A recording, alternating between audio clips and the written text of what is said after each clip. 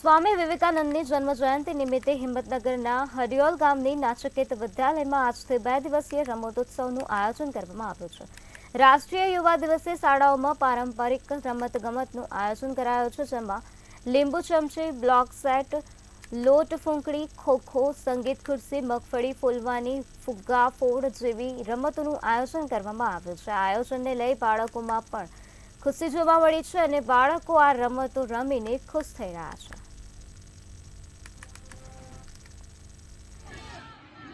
વાત એ છે કે હાલ ધીમે ધીમે જૂની રમતો જે આપણી છે તે વિસરાતી જાય છે, જેવી કે લીંબુ ચમચી, ફુગ્ગા ફોડ, લોટ ફૂંકણી, આવી ઝીણી ઝીણી રમતો છે। નાની નાની આપણી દ્રષ્ટિએ બહુ નાની લાગે, પણ બાળકોની દ્રષ્ટિએ બહુ મોટી રમતો છે।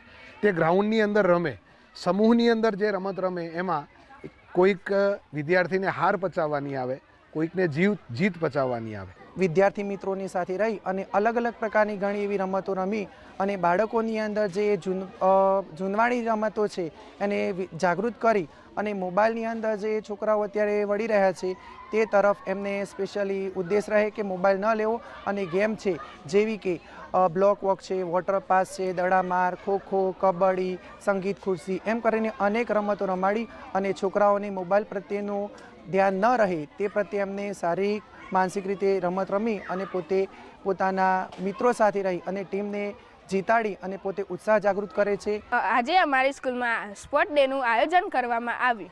આજે અમે લોટ ફૂંકણી, બ્લોક વોક જેવી રમતો રમ્યા। આજ સુધી અમે તો ખરેખર લેપટોપ તથા મોબાઈલમાં જ રમતો રમતા હતા। આજે અમે અમારા ફ્રેન્ડ સાથે રમતો રમીને અમને ખૂબ જ મજા આવી।